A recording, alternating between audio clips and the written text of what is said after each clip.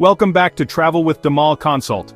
Today, I am taking you somewhere truly extraordinary, a destination that promises to redefine your understanding of community, resilience, and human ingenuity. We are about to embark on a journey to an island unlike anywhere else you have ever seen or even dreamed of. This is a place that will undoubtedly surprise you, perhaps even overwhelm you with its sheer intensity, and ultimately, it will inspire you in ways you never thought possible. Prepare yourselves, because we are heading to the world's most crowded island, a tiny, vibrant speck floating in the warm embrace of the Caribbean Sea. It is a place where a thriving population of over 1,000 souls lives harmoniously in an area smaller than 2 professional soccer fields combined. Throughout our adventure today, I am going to be your personal guide, taking you through every single corner of this remarkable microcosm. We will explore its sights, listen to its unique sounds, and savor its distinct flavors. We will delve deep into its rich history, and uncover some of the secrets that are known only to the locals who call this incredible place home. My goal is to give you a complete immersive experience so you feel like you are right here with me. But before we dive headfirst into this captivating world, please take a moment to show your support. Don't forget to like this video, leave a comment below, subscribe to our channel for more amazing adventures, and of course share this with your fellow travel lovers. Your support is what allows us to keep bringing these hidden gems and incredible destinations directly to your screen. Now let's set the stage for what we are about to witness. When you hear the phrase, "world's most crowded island," what kind of images immediately spring to your mind? Perhaps you envision chaotic, shoulder-to-shoulder streets, a constant barrage of noise from sunrise to well past sunset, and a feeling of being constantly hemmed in. And to be perfectly honest, you will find a little bit of that here. The energy is palpable, the sounds of life are ever present, and personal space is a precious commodity. However, that is only a tiny fraction of the much larger, more complex and beautiful story of this island. There is so much more to discover beyond the initial impression of density. Here, amidst the tightly packed homes and narrow pathways, you will discover a profound sense of beauty that is both raw and utterly authentic. You will witness a level of human resilience that is nothing short of awe-inspiring, a testament to the spirit of a community that has adapted and thrived against incredible odds. Most importantly, you will feel a sense of togetherness, a genuine bond between neighbors that is becoming increasingly rare in our modern, fast-paced world. On Santa Cruz del Islote, physical space might be severely limited, but the spirit of community, cooperation, and shared humanity is absolutely limitless, stretching far beyond the island's physical shores and into the heart of every person who lives here. Let's talk more about that initial perception, the idea of a chaotic, overwhelming crowd. It is easy to imagine that living in such close proximity would lead to constant friction, stress, and a lack of personal peace. From a distance, the statistics alone paint a picture of an almost unbelievable urban density, far surpassing that of major metropolises like Tokyo or Mumbai.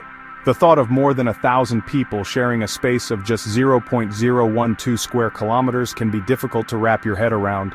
It conjures images of a relentless human tide, where finding a moment of quiet solitude would be an impossible task. This is the myth of Santa Cruz del Islote, the surface-level story that often gets told. However, the reality you experience once you step foot on the island's dock is profoundly different and infinitely more nuanced.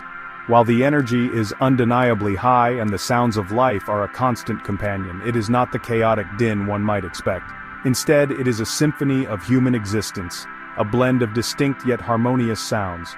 You will hear the rhythmic lapping of waves against the island's coral foundation, the cheerful laughter of children playing freely in the alleyways, and the friendly calls of fishermen as they announce their morning catch to their neighbors. Life here is not lived in a state of stressful chaos. It is lived with a unique and vibrant rhythm that you quickly learn to appreciate. The secret to this harmony lies in the island's culture of deep-seated respect and cooperation. Here, neighbors are not just people who live next door, they are an extension of one's own family. There is an unwritten code of conduct, a shared understanding that everyone must look out for one another for the community to function effectively. People greet each other by name as they navigate the narrow pathways, sharing news, food, and a helping hand without a second thought. This is a place where the concept of borrowing a cup of sugar is a daily reality, woven into the very fabric of their social structure. The limited space has not created division, it has fostered an unbreakable bond of interdependence. So, while the island is crowded in the literal sense of the word, it is not crowded with anonymity or indifference. It is crowded with life, with relationships, and with a spirit of collective responsibility. The initial feeling of being overwhelmed by the sheer number of people quickly gives way to a sense of being enveloped in a warm, welcoming community. You begin to see that the density is not a burden but rather the very thing that makes this place so special. It is the catalyst for a way of life where sharing is second nature, where support is always available, and where no one ever has to feel truly alone. It is a powerful lesson in human connection. Let me properly introduce you to this incredible place.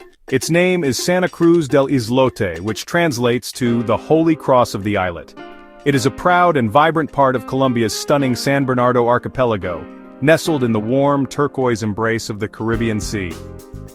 When I say this island is tiny, I mean it is almost incomprehensibly small. The entire landmass covers just 0.012 square kilometers or roughly 2.4 acres. To put that into perspective for you, it is smaller than most city parks, and you could comfortably walk from one end to the other in just a few minutes. Yet despite its minuscule size, this island is the cherished home to more than 1,000 people, making it one of the most densely populated places on the entire planet. What you will not find on Santa Cruz del Islote are the typical markers of a modern town or city. There are absolutely no cars, no motorcycles, and no paved roads. There is no police station because crime is virtually non-existent in such a tight-knit community where everyone knows everyone else.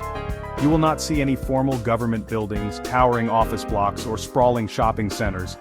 The infrastructure is simple, born out of necessity and community effort rather than elaborate urban planning. Life here operates on a completely different scale, one that prioritizes human interaction and connection above all else, creating a living environment that feels both ancient and refreshingly modern at the same time. Instead of wide avenues and bustling traffic, the island is crisscrossed by a complex network of narrow, winding pathways. These alleys are the arteries of the island, pulsating with the constant flow of daily life. As you walk through them, you will see people greeting each other warmly by name, their voices echoing between the colorful walls of their homes. Children full of boundless energy run freely between the houses, their laughter filling the air as they play games with improvised toys. You will see fishermen sitting on their doorsteps, their weathered hands expertly mending their nets in preparation for the next day's journey out to sea, a timeless ritual passed down through many generations. From an aerial perspective, Santa Cruz del Islote looks like a giant, man-made raft of brightly colored rooftops floating miraculously on the surface of the sea. It appears so densely packed that it seems as if the houses are barely touching the water, a floating city built by hand and held together by shared dreams.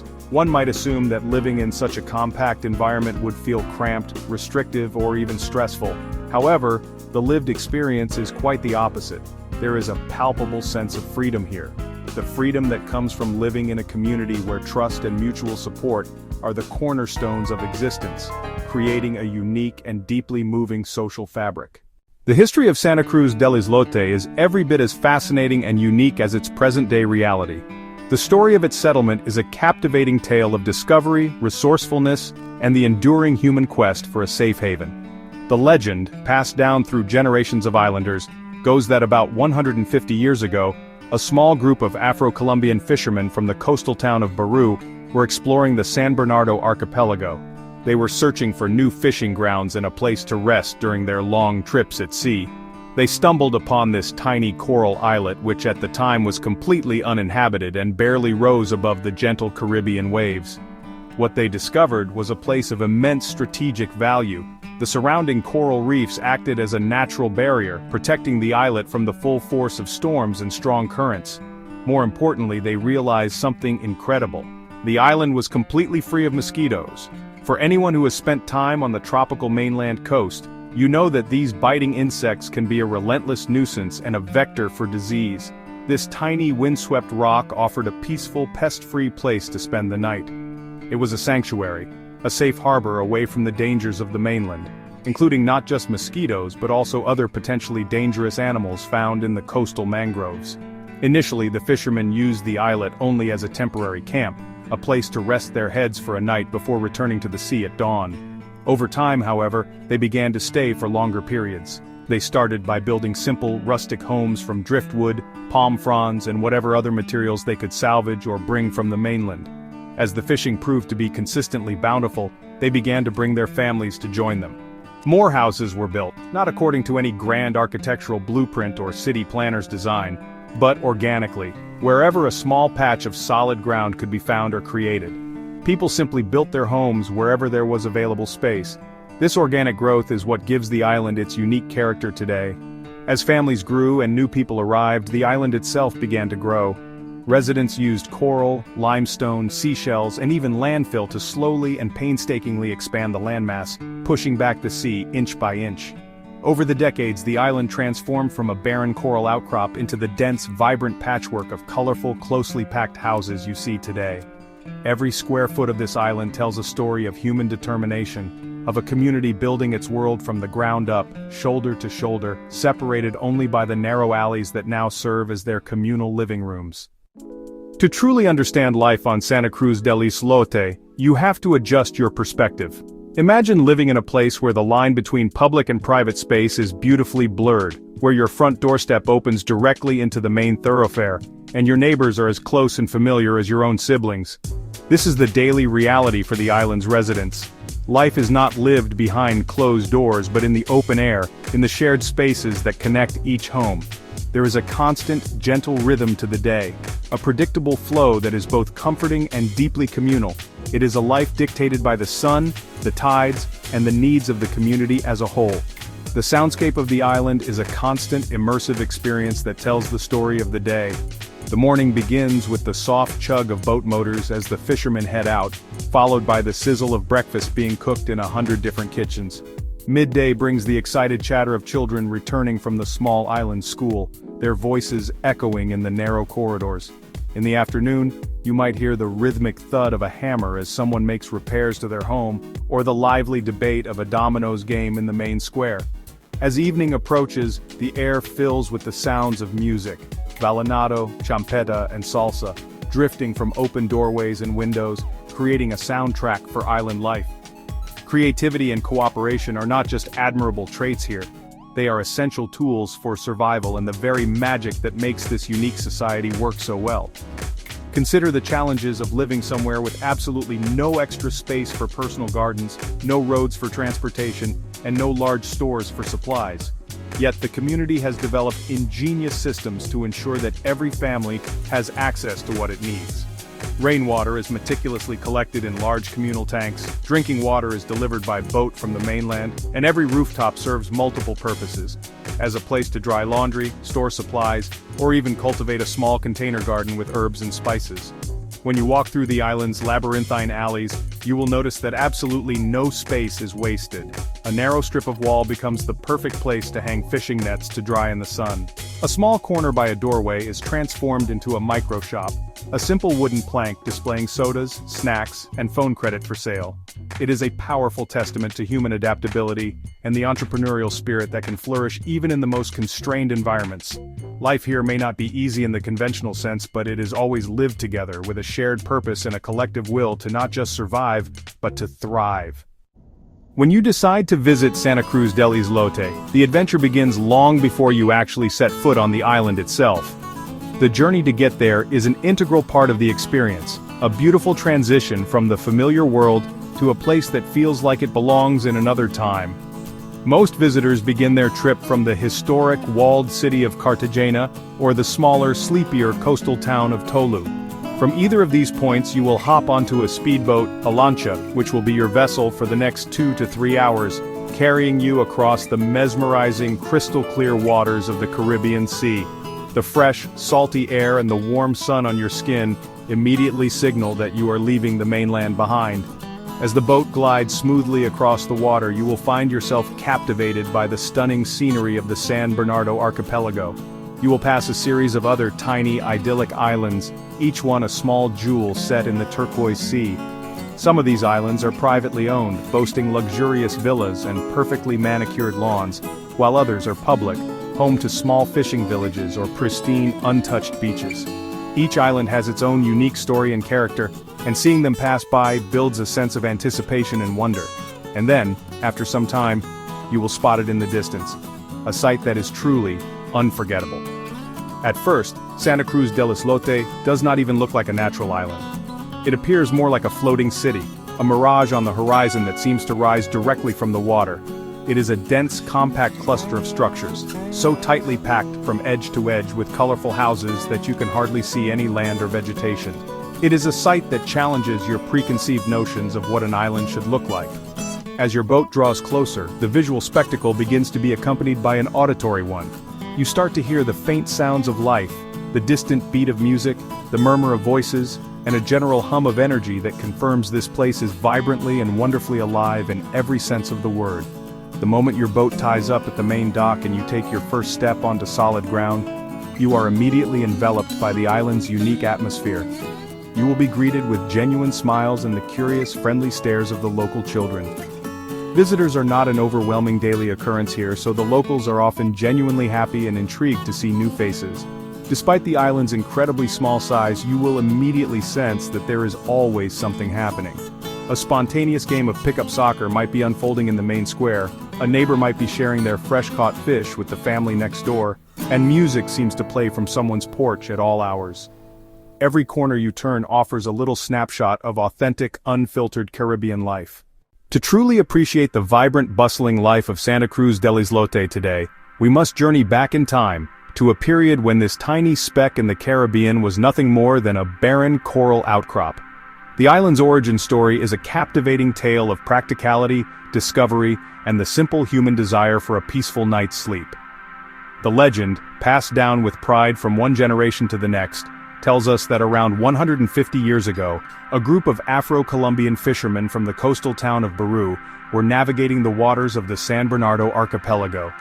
These were long, arduous fishing expeditions, and they were constantly searching for safe, convenient places to anchor for the night. Their search led them to this small, unassuming islet. It was barely above sea level, rocky, and completely devoid of the lush vegetation found on neighboring islands. However, it possessed two invaluable characteristics that made it more precious than gold. Firstly, its location within the archipelago, sheltered by surrounding coral reefs, made it a natural fortress against the unpredictable and sometimes violent Caribbean storms. Secondly, and perhaps more crucially, the fishermen made a remarkable discovery after spending their first night there. The island was completely and utterly free of mosquitoes. For anyone who has experienced the relentless torment of these insects on the tropical mainland, this was nothing short of a paradise. This mosquito-free status was a game-changer. The nearby mangrove-rich coastlines and larger islands were breeding grounds for these pests, which were not only an incredible nuisance, but also carriers of diseases like malaria and yellow fever. Finding a place where they could rest, mend their nets, and sort their catch without being constantly bitten was a significant advantage. This tiny, windswept rock offered them a sanctuary, a secure and comfortable haven where they could recuperate from their hard work at sea. It was a simple, practical solution to a persistent problem, and it was this discovery that planted the seed for the community that would eventually blossom here. Initially, the islet served purely as a temporary outpost. The fishermen would sail out for several days, use the island as their base camp at night, and then return to their families on the mainland with their bountiful catch. They had no intention of creating a permanent settlement at first. The island was simply a tool of their trade, a convenient and strategic stopping point in their nomadic life on the water. But the allure of this peaceful refuge was strong. The tranquil nights, undisturbed by the buzz and bite of mosquitoes, were a luxury that they quickly came to cherish, setting the stage for a more permanent connection to this unique patch of coral in the sea. The transition from a temporary fishing camp to a permanent, thriving village did not happen overnight. It was a slow, organic process, driven by human connection and the desire to build a better life. As the fishermen spent more time on the islet, enjoying its peaceful nights and the abundant fishing grounds, the idea of bringing their families began to take root. The long separations were difficult, and the convenience of having homes right next to their livelihood was an undeniable attraction. One by one, they began to construct more permanent shelters, marking the true birth of the Santa Cruz del Islote community. The first homes were incredibly modest structures, a far cry from the colorful concrete houses that stand today. They were simple wooden huts, built from driftwood that washed ashore and planks brought from the mainland. Palm fronds were used to create thatched roofs that offered protection from sun and rain. These early pioneers were resourceful, using whatever materials they could find to create a foothold on this barren rock. There were no architects, no engineers, and no formal plans. A family would simply find a spot and build, creating a foundation for their future right on the edge of the Caribbean Sea. As the first few families settled in, a powerful sense of community began to form. Life was a shared endeavor. Men would fish together, women would manage households and prepare food collectively, and children would play together among the coral rocks. The island was small, and this proximity fostered deep interdependence. If one family's catch was small, another would share theirs. If a hut was damaged in a storm, neighbors would come together to help rebuild it. This spirit of mutual support was not just a choice, it was a necessity for survival, and became the foundational principle of the entire society. This initial phase of settlement laid the cultural groundwork for everything that followed. The island's layout began to take shape, not through deliberate design, but through natural patterns of settlement. Pathways formed organically between the growing homes, creating the intimate, narrow alleyways that characterize the island today. More families from Baru and surrounding areas heard about this mosquito-free sanctuary and decided to make the move, drawn by the promise of a safe community and a life connected to the sea. The population slowly but steadily grew, and with each new family, the island became more vibrant and alive. As the population of Santa Cruz del Islote continued to grow, the community faced a fundamental challenge: they were running out of space. The original coral islet was incredibly small, and with each new house that was built, the available land dwindled. However, the residents of this budding community were not ones to be deterred by physical limitations.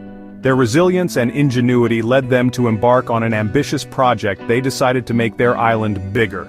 This was not a government-funded engineering project, but a grassroots effort undertaken by the community itself, using their own hands and sheer determination. The process of expansion was slow, laborious, and incredibly creative. The islanders used a variety of materials to build new land, reclaiming it from the sea inch by painstaking inch. They would use large coral rocks and stones to create retaining walls, forming a perimeter that they could then fill in. Seashells, which were abundant, were collected and used as landfill. They also used sand, dredged from the surrounding seabed, and even non-biodegradable waste and rubble. It was a collective effort, with everyone contributing to the slow but steady growth of their shared home, literally building the ground beneath their feet. Over the course of decades, this remarkable community effort transformed the island. What was once a tiny 1-acre rock has now grown to approximately 2.4 acres. Every square foot of the island, beyond its original coral core, is a testament to the hard work and collaborative spirit of its inhabitants. This man-made expansion is what allowed the island to accommodate its growing population, enabling the dense patchwork-style construction that defines its appearance today. The houses are built right up to the very edge of the land they created, standing shoulder to shoulder as a symbol of their collective achievement.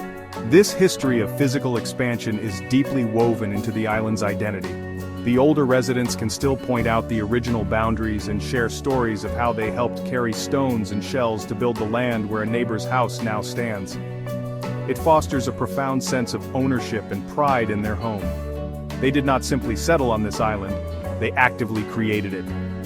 This shared history of construction and struggle has reinforced the bonds of the community, creating a unified identity built on the foundation of a man-made miracle in the middle of the Caribbean Sea. From its very inception, the identity and survival of Santa Cruz del Islote have been inextricably linked to the sea. Fishing was not just the primary occupation of the first settlers, it was their entire way of life, the rhythm to which their days moved, and the source of their sustenance and prosperity. This deep-rooted connection to the ocean has been passed down through generations, creating a powerful legacy that continues to shape the island's culture and economy today. For the people of the islet, the Caribbean Sea is not just a body of water, it is their farm, their highway, and their sacred provider, demanding respect and understanding. The traditions of fishing are taught from a very young age. It is not uncommon to see young boys, some barely old enough to attend school, learning the intricate art of casting a net from their fathers or grandfathers. They learn to read the currents, to understand the weather patterns, and to identify the best spots to find different types of fish, like snapper, grouper, and lobster. These are not lessons learned in a classroom, but through direct hands-on experience.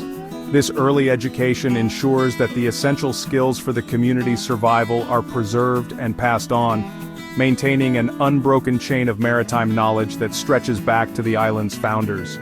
While fishing remains the lifeblood of the community, the island has adapted to the changing times.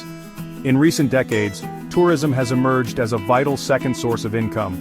Visitors from all over the world, drawn by the incredible story of the world's most crowded island, have started to arrive, bringing with them a new economic opportunity. Many former fishermen have now become tour guides, boat captains, or hosts, sharing their unique home with curious travelers. This has created a new dynamic on the island, a delicate balance between preserving their traditional way of life and embracing the possibilities that tourism offers for a more prosperous future. This dual economy presents both opportunities and challenges. The income from tourism helps fund community needs, such as fuel for the electricity generator, school supplies, and improvements to homes. However, the residents are also keenly aware of the need to manage this influx of visitors respectfully and sustainably. They strive to ensure that tourism does not erode their culture but rather celebrates it. The legacy of the sea now includes not only catching fish, but also sharing the story of a fishing community that built an island, a story that continues to evolve with each new generation that calls this remarkable place home. The journey to Santa Cruz del Islote, honestly, is an adventure all on its own. It really starts the moment you make up your mind to go, and wow, the journey itself is just such a spectacular part of the whole experience. Most travelers set out from Cartagena, which is this magnificent colonial city, with vibrant, flower-draped balconies and these centuries-old stone walls. It's such a dramatic contrast to the tiny, rustic island you're about to visit. So you leave behind all that city bustle and head down to the docks, where you'll hop on a lancha, which is basically a powerful speedboat, your chariot across the open sea for the day. The anticipation really builds as the boat's engine roars to life and you pull away from the mainland, leaving the familiar world behind you. The ride usually takes between 2 and 3 hours, depending on how the sea is behaving that day. But make no mistake, this is not just a regular ferry ride, it's actually a scenic tour through some of the most beautiful waters in the Caribbean. As you speed away from Cartagena, the water changes from the deep blue of the harbor to this absolutely stunning palette of turquoise, aqua, and sapphire. The warm sun on your face, the salty spray in the air, it's just exhilarating, honestly. You can really feel the stresses of modern life melting away with every mile as you head deeper into the natural wonder of the San Bernardo archipelago. Along the way, your journey is, punctuated by the sight of other islands that make up this incredible archipelago. You'll glide past Isla Grande and other parts of the Rosario Islands, and then the islands of the San Bernardo chain, like Mucura and Tintipan. Some are privately owned, with exclusive resorts and luxurious villas that seem to just rise out of the jungle-like foliage. Others are way more rustic, dotted with small fishing hamlets or just pristine, deserted white sand beaches that look straight out of a postcard. Every island that passes by adds another layer to the story of this region, building up your sense of wonder about the final destination. This gradual transition is actually essential. It helps prepare you for the unique world of Santa Cruz del Islote. The journey acts as a kind of buffer, separating you from the structured world of roads, schedules, and digital distractions. Out here, life is stripped down to the simple, powerful elements of sun, sea, and sky. You're being transported not just across a physical distance, but into a totally different state of being. The rhythmic motion of the boat, the vastness of the ocean, and the beauty of the passing islands. All of it works together to heighten your senses and open your mind for the truly extraordinary experience that lies ahead. After crossing the open Caribbean, there comes this moment that, honestly, no visitor ever forgets. The very first time you lay eyes on Santa Cruz del Islote. Your boat captain might point out towards the horizon, and at first you'll probably squint and wonder what they're even pointing at, but then, slowly, it comes into focus. And what you see is so unexpected it almost feels like a mirage. It doesn't look like an island in the usual sense. No beaches, no trees, not even visible land. Instead, it appears as this densely packed, brightly colored city that seems to be floating right on the surface of the water. A vibrant cluster of buildings rising straight out of the sea. As your boat gets closer, that first impression of a single solid mass starts to resolve into individual structures. You begin to make out the distinct shapes of houses, all painted in this wild kaleidoscope of colors. Vibrant blues, sunny yellows, soft pinks, lime greens. The rooftops are a patchwork of corrugated tin and terracotta tiles, all squeezed together so tight you can't imagine another building fitting in. There's no green space, no sandy shore to break up the line between the houses and the water. The whole island just looks completely man-made, a real testament to a community that's built its world right up to the edge of what's possible. Then, the visual spectacle is joined by an auditory one. Even while you're still some distance away, the sounds of the island start to reach you across the water. You might catch the faint rhythmic beat of champeta music, which is such a signature sound of Colombia's Caribbean coast, and then, a whole chorus of other noises. The high-pitched laughter of kids playing, the gentle murmur of conversations, the crowing of a rooster, and just this general, energetic hum of a community in full swing. This wall of sound confirms that what you're seeing isn't some illusion. It's a living, breathing, incredibly vibrant place packed with life. The approach to the island is honestly a powerful, almost overwhelming experience. It completely shatters any preconceived notions you might have had. The sheer density is mind-boggling, and the sight of this colorful floating city is both beautiful and, yeah, a bit bewildering. Your mind starts racing with questions. How do so many people live here? Where do they get their food and water? How does this even work? The anticipation and curiosity just become huge. At this point, you're not just a tourist approaching a destination. You're an explorer, right on the verge of discovering a world that plays by its own unique rules, a world that totally defies expectations. The moment your speedboat gently nudges up against the main dock of Santa Cruz del Islote, that's when the total sensory immersion really begins. The journey is over, and now you're about to step from the world of open water into this world of intense human connection. As you take your first, maybe slightly wobbly step onto the sun-baked planks of the dock, the island's atmosphere just completely envelops you. The air is thick with the briny smell of the sea, all mixed up with the mouth-watering aroma of garlic and coconut rice cooking somewhere nearby. Those sounds you heard from a distance, now they're crystal clear and all around you, creating this rich, vibrant soundscape. The main dock is basically the island's chaotic but super charming welcome mat. It's always buzzing with activity, the main artery that connects Santa Cruz del Islote to the outside world. Here you'll see local fishermen unloading the day's catch, shiny silver fish and bright red lobsters, into buckets, moving with this practiced efficiency. Kids, their faces full of curiosity, often gather to watch the new arrivals, sometimes offering a shy hola or a little wave. Other boats are always coming and going, bringing in essential supplies like fresh water, produce and gas canisters, or taking islanders to the mainland for business or appointments. It's an organized chaos that's honestly fascinating to watch. As you move from the dock into the heart of the island, you're immediately plunged into its labyrinth of narrow pathways. The scale of life here shrinks to this incredibly intimate level. The alleys are so narrow in places that you could easily reach out and touch the walls of the houses on either side. You have to walk in single file, and when you meet someone coming the other way, you both have to turn sideways to pass. This physical closeness is a constant reminder of what defines the island. You're not just observing this community from a distance, you're right in the middle of it, sharing the same space as its residents. That first walk through the alleys is a whirlwind of impressions. You'll see brightly colored laundry hanging from lines strung between houses, casting shifting patterns of shadow on the path below. You'll spot toddlers playing on doorsteps under the watchful eyes of their grandmothers. You'll pass by tiny, impromptu shops set up in a window, selling cold drinks and snacks. Every corner, every doorway you pass, offers a new little vignette, a candid snapshot of daily life. At first it can feel like sensory overload, but pretty quickly that feeling melts away, replaced by a real sense of awe at just how vibrant and full of life this place truly is. What truly transforms your arrival from a simple visit into a meaningful experience is the incredible warmth of the people. On Santa Cruz del Islote, visitors are not seen as an intrusion but as a curiosity and an opportunity for connection. As you navigate the narrow pathways, you will be met with genuine smiles, friendly nods, and warm greetings. The residents are proud of their unique home and are often happy to share it with those who come with respect and an open heart.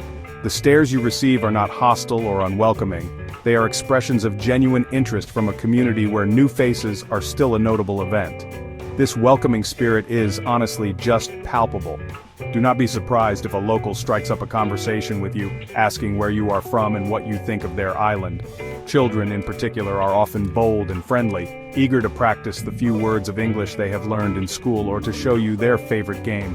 This immediate and authentic interaction breaks down the barriers that often exist between tourists and locals.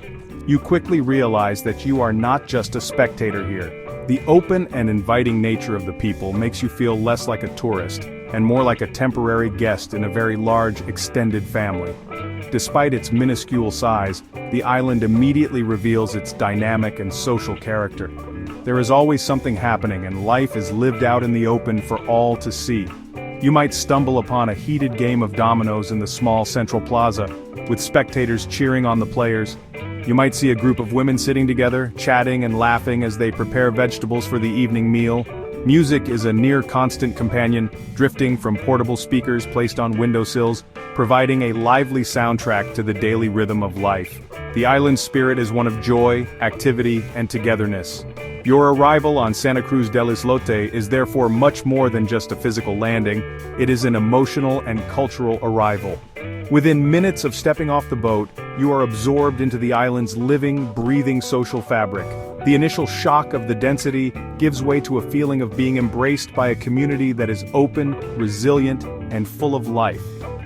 This warm welcome sets the tone for your entire visit, promising an experience that will be defined not just by the incredible sights, but by the unforgettable human connections you are about to make in one of the most unique places on Earth. Now that we have arrived and felt that initial incredible wave of sensory immersion, let's dive deeper into the daily life and the powerful sense of community that makes Santa Cruz del Islote truly one of a kind. To understand how this society functions, you have to start at its very core, its social nucleus. This brings us to what the locals affectionately call the main square, or La Plaza. Now, when you hear the word plaza, you might picture a grand open space with fountains and statues, but here, you must adjust your scale. The plaza is a relatively small open-air clearing, a precious unbuilt space nestled between a few of the island's most colorful houses, serving as the undeniable heart of the community. This modest patch of concrete is where the island's pulse is most strongly felt. It is the communal living room, the playground, and the town hall all rolled into one dynamic, ever-changing space. Throughout the day, it is a stage for a constant parade of life. You will almost certainly see a spirited game of soccer being played by barefoot kids, their laughter echoing off the surrounding walls. They might be using a proper ball, but just as often, a crushed plastic bottle or a bundle of rags serves the purpose. A perfect example of their resourcefulness. It is a place where every generation converges, creating a living tapestry of the island's social fabric. Look towards the edges of the plaza, and you will find the island's elders gathered on worn wooden benches, seeking refuge from the sun under the shade of a lone almond tree. They are the keepers of the island's history, their conversations a gentle murmur of stories about the day's fishing, memories of storms long past, and observations on the subtle changes of their island home. This is where news is exchanged, where wisdom is passed down, and where the slow, steady rhythm of tradition is maintained. Just a few feet away, teenagers might be gathered around a makeshift table, intensely focused on a fast-paced game of dominoes, the sharp clack of the tiles adding another layer to the island's rich soundscape. If you simply stand in this plaza for more than 5 minutes, you cease to be an observer and quickly become a participant. The island's spirit of inclusivity is magnetic. Someone will undoubtedly flash you a warm smile, offer you a seat on a bench, or even invite you to join their game. It is in this central hub that you truly begin to understand that on Santa Cruz del Islote, there are no strangers, only friends you have not yet met. The plaza is more than just a physical space. It is a powerful symbol of the island's collective identity, a place where everyone belongs and life is shared openly and joyfully. From the social heart of the island, we move to what is arguably its future, the school. The existence of a dedicated educational facility on this tiny, crowded islet is a profound statement about the community's values and priorities. Despite the extreme limitations of space and resources, the residents have made education a cornerstone of their society, viewing it as the most important investment in their children's future. The school building itself is small and humble, consisting of just a handful of classrooms. But what it lacks in size, It more than makes up for in spirit, energy, and the palpable determination to learn that radiates from its students. Walking past the school during the day, you will be greeted by a chorus of cheerful sounds. The laughter of young children, the enthusiastic recitation of lessons, and the encouraging voice of a teacher all spill out into the narrow alleyways. The classrooms are simple, equipped with the basics: wooden desks, well-used chalkboards, and walls decorated with colorful, hand-drawn posters. The teachers here are incredibly dedicated, many of them commuting by boat from the mainland during the week, a testament to their commitment. They are not just educators, they are mentors and role models, guiding the next generation of islanders and opening their minds to a world beyond the Caribbean horizon. What is truly beautiful about the school on Santa Cruz del Islote is that its role extends far beyond the children's daytime lessons. Education here is a community-wide endeavor. In the evenings after the school day has ended, the same humble classrooms are often transformed into a space for community meetings, where important island matters are discussed and decided upon collectively. It can become a venue for adult literacy programs, workshops on sustainable fishing practices, or even impromptu dance classes where young and old learn traditional steps together. The school is a living, breathing institution that serves every member of the community, reinforcing the idea that learning is a lifelong journey. If you are fortunate enough to visit during a special event, like a school festival, a graduation, or a musical performance, you will witness the entire island coming together in celebration. The small courtyard becomes a stage, and parents, grandparents, aunts, and uncles all gather to watch the children perform with immense pride.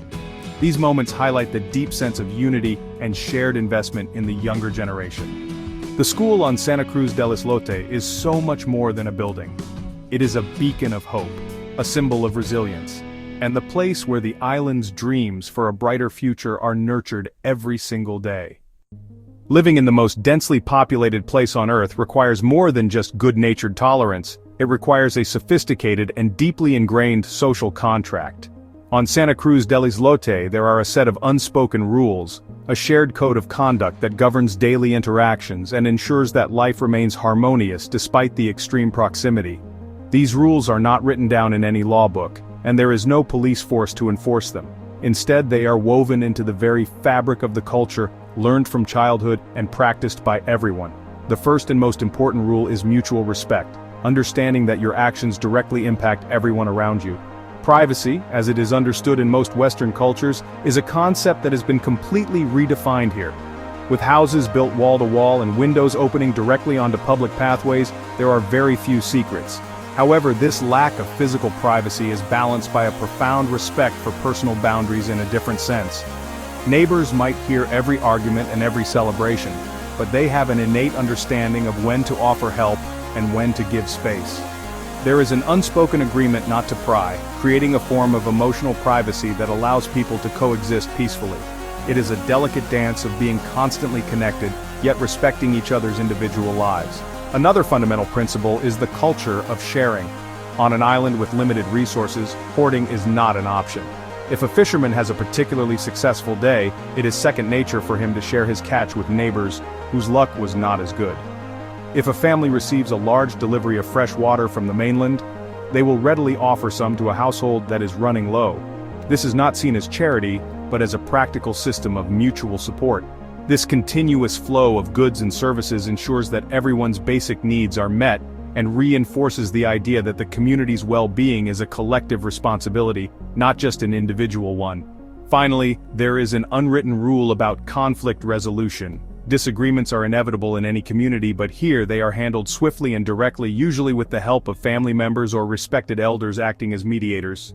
There is a strong cultural imperative to resolve disputes quickly and peacefully, as long-held grudges are a luxury the community cannot afford. The understanding is that a harmonious environment is essential for everyone's survival and happiness. These unspoken rules, respect, sharing, and swift conflict resolution, are the invisible threads that hold the intricate social tapestry of Santa Cruz del Islote together, allowing it to thrive against all odds. To truly immerse yourself in the life of Santa Cruz del Islote, you must learn to listen. The island has a unique and ever-present soundtrack, a symphony of sounds that tells the story of its daily rhythm from dawn until dusk. The overture begins well before sunrise with the soft, percussive crowing of roosters acting as the island's natural alarm clock. This is soon followed by the gentle, low hum of dozens of small boat motors starting up, a signal that the fishermen are beginning their daily pilgrimage out to the open sea. It is a peaceful, purposeful sound that speaks of hard work and a deep connection to the ocean cycles. As the morning sun climbs higher in the sky, the symphony swells. The gentle morning sounds give way to a vibrant crescendo of human activity. The cheerful, high-pitched chatter and laughter of children on their way to school become the dominant melody. This is layered with the sounds of domestic life, the rhythmic chop of vegetables on a wooden board, the sizzle of frying fish, and the friendly calls of women chatting from their doorways as they sweep their steps. Music begins to seep into the air from radios and speakers, with the infectious beats of vallenato and champeta providing a lively, rhythmic bass line for the day. The midday heat brings a subtle shift in the island's tempo.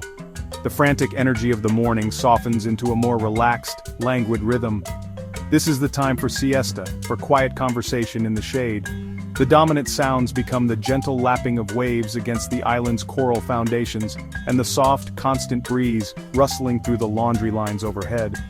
You might hear the quiet, strategic clatter of domino tiles from the plaza, or the soft murmur of a story being told by a grandmother to her grandchildren. It is a time of rest and recuperation, a peaceful interlude before the afternoon's activities begin. As evening descends, the symphony reaches its grand finale. The fishermen return, and their voices calling out to their families and announcing their catch echo across the water. The sounds of cooking become more prominent again, 100 different meals being prepared at once. As darkness falls, the music gets turned up, and the island transforms into a place of celebration. Laughter becomes louder, conversations more animated, and the sounds of dancing feet can often be heard.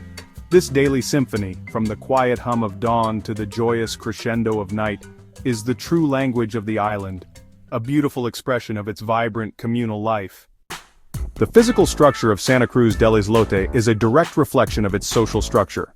The architecture here is not about aesthetics in the traditional sense, it is about maximizing function, fostering community, and responding to the extreme constraint of limited space. The narrow, winding alleyways that crisscross the island are more than just pathways. They are the veins and arteries through which life flows. They are so intimate that they force interaction, making it impossible to walk from one place to another without acknowledging your neighbors. These corridors are extensions of people's homes, serving as playgrounds for children, workshops for fishermen, and social spaces for adults. The houses themselves are a testament to the islanders' ingenuity. With no room to expand outwards, the only direction to go was up. Many homes are 2 or even 3 stories tall, colorful structures packed so tightly together that they appear to be holding each other up. This vertical living creates a unique, layered community. A family's living space might be on the ground floor, their bedrooms on the second, and their rooftops serving as a multi-purpose outdoor area. This design, born of necessity, has created a visually stunning landscape of stacked, vibrant facades that is unlike anywhere else on Earth. The rooftops of Santa Cruz del Islote are perhaps the most creative and vital spaces on the island. In a place with no yards, no parks, and no gardens, the flat roofs have become precious real estate. Here you will find large blue and black tanks for collecting precious rainwater, an essential resource for the community. You will see clotheslines strung up, catching the constant Caribbean breeze. Some residents have even created small container gardens, growing herbs, tomatoes, and peppers in pots and repurposed buckets. These rooftops are also private sanctuaries, offering a place to escape the bustle of the alleys below and enjoy a moment of peace with a panoramic view of the sea.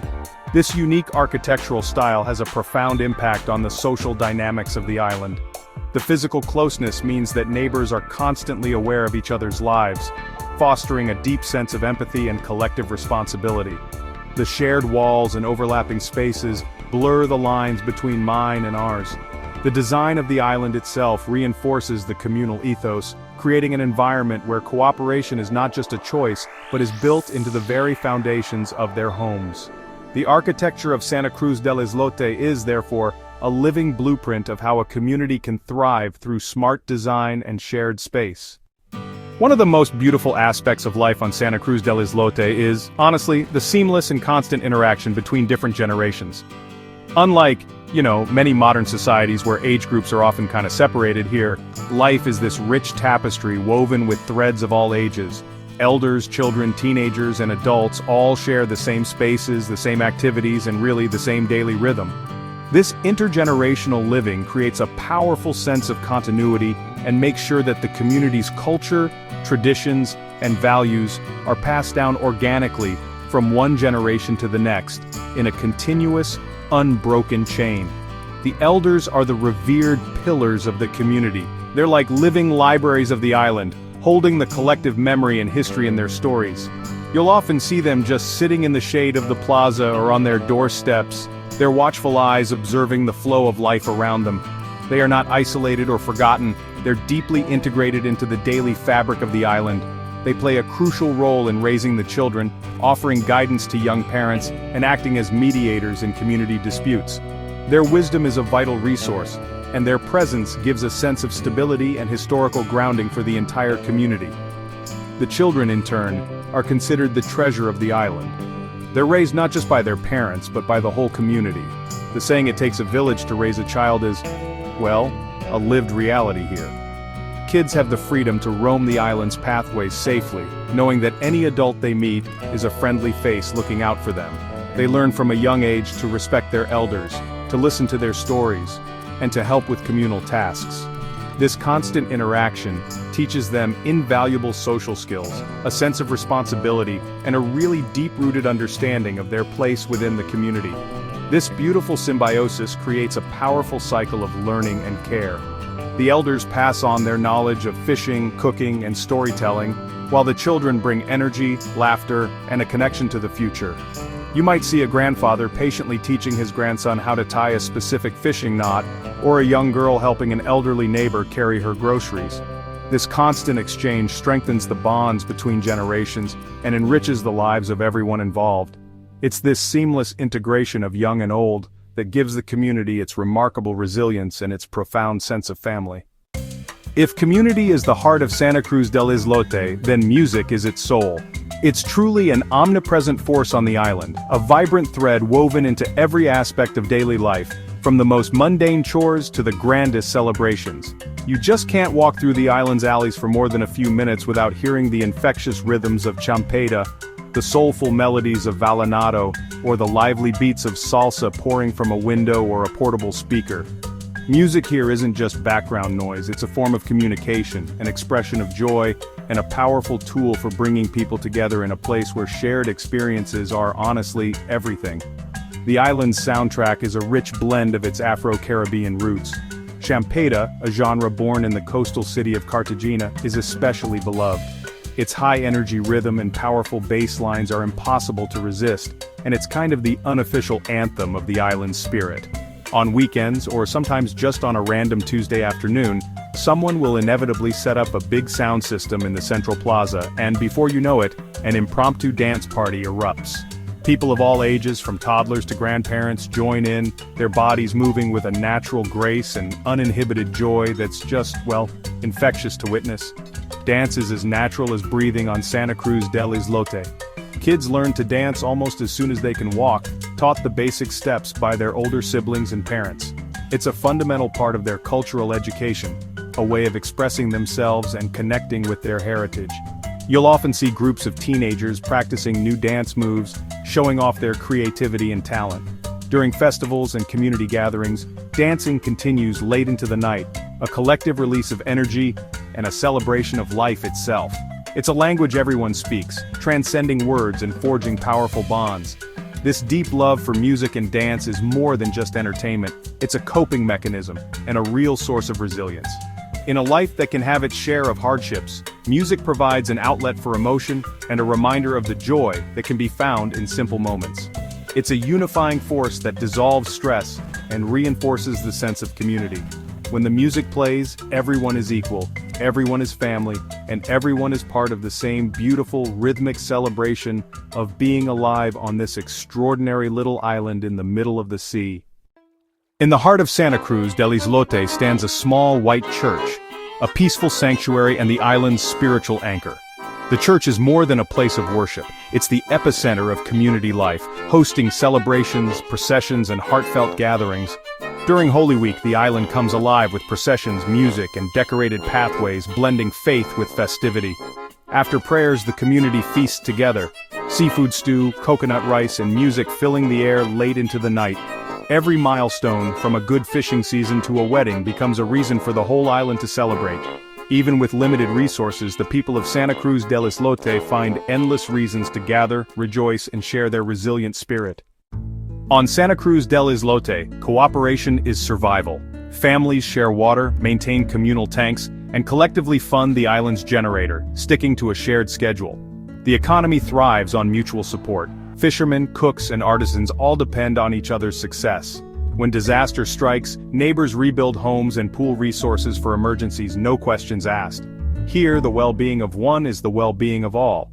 This unwavering commitment to each other is what makes the island not just livable, but remarkable. The soul of Santa Cruz del Islote is best tasted in its food-fresh seafood straight from the Caribbean.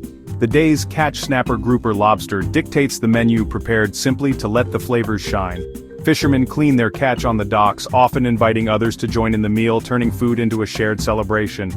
Rich stews and soups, brimming with octopus conch and local vegetables, tell the story of the sea's generosity. Every meal is a direct connection to the ocean and the community's generous spirit. On this island, food is more than sustenance, it's a celebration of life itself. You know, no meal here is really done without arroz con coco, that's coconut rice. And get this, it's made totally from scratch with fresh coconut and a whole lot of patience. The rice gets all sweet and nutty from toasted coconut bits and creamy milk. It's just the perfect friend for fried fish. Then there are patacones. Those are super crispy, twice-fried plantains. They add a nice crunch and something different. This team of fried fish, coconut rice, and patacones is like the island's special dish. A taste you'll seriously never forget. Just simple stuff, but amazing flavor. That's what the heart of the coastal kitchen is all about. The island's alleyways are alive with street food, arepas, empanadas, and caramanolas, all made in home kitchens. Arepas de huevo stuffed with egg and fried, and empanadas filled with fish or meat are local favorites. Bowls of fresh seafood ceviche and sweet cocadas offer a taste of tradition and ingenuity. On hot days, homemade fruit ballis cool everyone down, supporting local micro-entrepreneurs. Every snack is a bite-sized celebration of island life. Eating on Santa Cruz del Islote is always communal. Meals are shared, doors are open, and food brings everyone together. Surplus catch is distributed among families, and festivals mean giant pots of stew for all. Visitors are welcomed at the communal table, experiencing the island's warmth firsthand. Sharing food here breaks down barriers and strengthens bonds, teaching children the value of hospitality. On this island, the true flavor of every meal is found in the company you keep. Staying hydrated under the relentless Caribbean sun is essential, and on Santa Cruz del Islote, the options for refreshment are as vibrant and natural as the island itself. Long before you reach for a plastic bottle of soda, you will be tempted by the array of fresh fruit juices or jugos naturales. The island and the nearby mainland are blessed with an abundance of exotic tropical fruits, which are transformed into delicious and revitalizing drinks. Imagine sipping on a freshly blended juice made from maracuya, which is passion fruit lulo, a citrusy fruit unique to the region's sweet mango, or creamy guava. These juices are pure, simple, and bursting with authentic flavor. The ultimate island thirst quencher, however, is agua de coco, fresh coconut water served straight from the source. You will see vendors expertly wielding their machetes to lop off the top of a green coconut, revealing the sweet, nutrient-rich water inside. They will hand it to you with a straw, providing a drink that is not only incredibly refreshing but also naturally packed with electrolytes, making it the perfect antidote to the tropical heat. After you have finished drinking the water, the vendor will often offer to crack the coconut open for you so you can scoop out and eat the soft, jelly-like meat inside, ensuring that nothing goes to waste. As the afternoon sun begins to dip towards the horizon, the island's beverage of choice often shifts to something a little stronger. Rum is the quintessential spirit of the Caribbean, and it plays a central role in the social life of the islet, particularly during evenings and celebrations. You will not find fancy cocktail bars here, but you will find locals enjoying simple, classic preparations. A common choice is a Cuba Libre, a straightforward mix of local rum, cola, and a generous squeeze of fresh lime served over ice. It is a simple, potent, and refreshing drink, perfect for sipping as the island's evening festivities begin to unfold. Enjoying a drink on the island is, like everything else, a social activity. Men might gather in the plaza with a shared bottle of rum, pouring small measures to be sipped while playing dominoes and debating the day's events. During a party or festival, rum is passed around freely, fueling the dancing and animated conversations that last late into the night.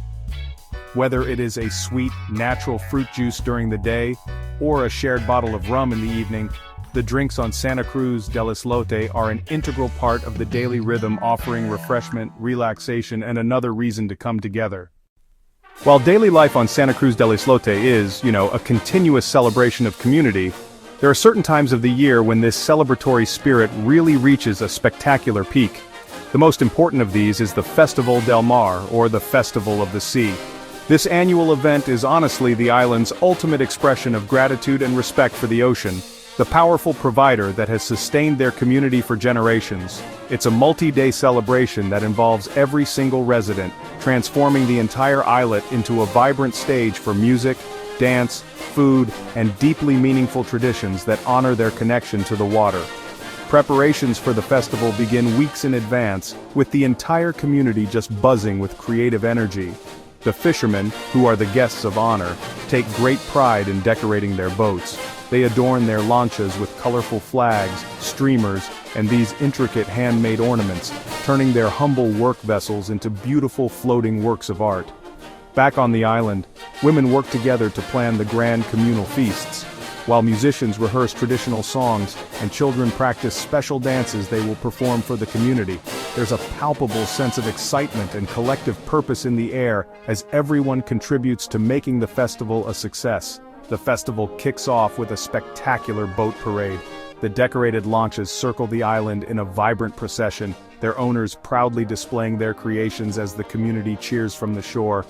This is followed by a series of games and friendly competitions, including swimming races, fishing contests, and even a regatta. The highlight for many is the Grand Feast, where an incredible variety of seafood dishes are prepared and shared freely with everyone.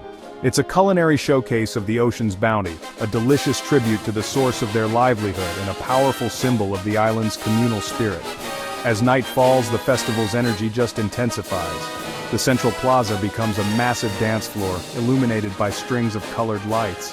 Live bands play infectious rhythms late into the night, and the air is filled with joyous music and laughter. The Festival of the Sea is more than just a party. It's a profound cultural event that reinforces the island's identity, honors its history, and celebrates the enduring relationship between its people and the powerful ocean that surrounds them. To witness it is to see the heart and soul of Santa Cruz del Islote in its most vibrant and joyful form. On Santa Cruz del Islote, food is honestly the universal language of hospitality. Sharing a meal is the most common and sincere way that the islanders welcome visitors into their community. Do not be surprised if, while you're simply walking through the alleys, you're spontaneously invited into a home to share a cup of coffee or a plate of food. Accepting such an offer is one of the best ways to experience the genuine warmth and generosity that really defines the island's culture. These are not transactional encounters, they are authentic moments of human connection, offered freely and from the heart. This incredible hospitality stems from a deep-seated cultural value where guests are treated with the utmost respect and generosity. For the islanders, sharing what they have, no matter how modest, is a matter of pride and a fundamental expression of their humanity. When a family invites you to their table, they are offering you more than just a meal. They're offering you a glimpse into their lives, their traditions, and their home. It is in these intimate settings, sitting in a family's kitchen and sharing their daily fare, that you will forge the most lasting and meaningful memories of your visit. If you are staying overnight on the island, this experience becomes even more profound. Your host family will likely include you in all their meals, treating you not as a paying customer, but as a temporary member of their family. You might find yourself helping to peel plantains, learning the secret to their family's coconut rice recipe, or simply sitting and chatting as the meal is prepared. This level of inclusion is a rare and precious gift in the world of travel, allowing for an unparalleled depth of cultural immersion that goes far beyond what any typical tourist experience could ever offer. Ultimately, the food of Santa Cruz del Islote nourishes more than just the body, it nourishes the soul. The flavors are a direct reflection of the environment, fresh, honest, and full of life. But it is the context in which the food is shared that leaves the deepest impression. The communal feasts, the street food shared with a smile, and the invitations into private homes all speak to a culture of profound generosity and connection. To eat on Santa Cruz del Islote is to be welcomed, to be included, and to taste the incredible warmth of a community that understands that the simple act of sharing a meal is one of the most powerful ways to build a better world. Okay, now that you have a feel for the history, the culture, and the incredible food of this island, it is time to put on our virtual walking shoes and dive into the heart of the adventure. This is where we explore everything you simply cannot miss once you arrive on Santa Cruz del Islote. Forget about tour buses and guidebooks. Our exploration will be an intimate journey through a living, breathing community. Imagine a place where every single turn in the path leads to a new discovery, where the streets are so incredibly narrow you can almost shake hands with someone through their open window, and where the vibrant pulse of life bursts forth from every single colorful corner. This is an experience for all five senses, a total immersion into a world that operates on its own beautiful terms. Let's begin our virtual walking tour right where most visitors take their first steps, the main dock. This bustling hub is your initial introduction to the island's relentless energy, and it is always buzzing with purposeful activity. You will see local fishermen meticulously unloading their precious catch of the day, their weathered hands moving with an efficiency born of a lifetime at sea. Children, their faces alight with excitement, will wave enthusiastically at the new arrivals, their curiosity a warm and welcoming gesture. The salty, humid air hits you instantly, a tangible reminder that you are surrounded by the vast Caribbean Sea. If you have booked a guided tour, your local guide will likely greet you here, offering a quick, friendly overview before leading you into the captivating maze of pathways that form the island's circulatory system. Our first official stop is the vibrant heart of the community, the Central Plaza. As we have discussed, you must not expect a grand, sprawling square like those in European cities. The plaza here is a more intimate yet no less important community hub. It is the social epicenter of the island, a precious open space framed by some of the most brightly painted houses, adorned in brilliant shades of turquoise, flamingo pink, and sun-drenched yellow. Here you will almost certainly witness a group of elders sitting on weathered benches, engaged in quiet conversation and sharing stories, while nearby, teenagers might be engrossed in a fast-paced, competitive game of dominoes. Take a moment here to simply stand and absorb the symphony of sounds, the joyous laughter of children, the background beat of music from a nearby radio, and the occasional defiant crow of a rooster. From the plaza, a short walk takes us to one of the most profoundly inspiring spots on the entire island, the school. Despite having so little physical space to spare, the community made the collective decision to build this small school, a place that serves children from kindergarten all the way through middle school. The classrooms are wonderfully simple, filled with basic wooden desks, traditional chalkboards, and an abundance of resourcefulness and spirit. If you are fortunate enough, you might be permitted to step inside for a moment to meet some of the students. They are often incredibly curious about visitors from the outside world and might love the chance to practice a few words of English with you. It is crucial to remember to be exceptionally respectful in this space, as this is their cherished place of learning and their window to the future. Of course, being on a Caribbean island means that the water is your ultimate playground, and one of the most profoundly magical experiences happens long after the vibrant sun has dipped below the horizon.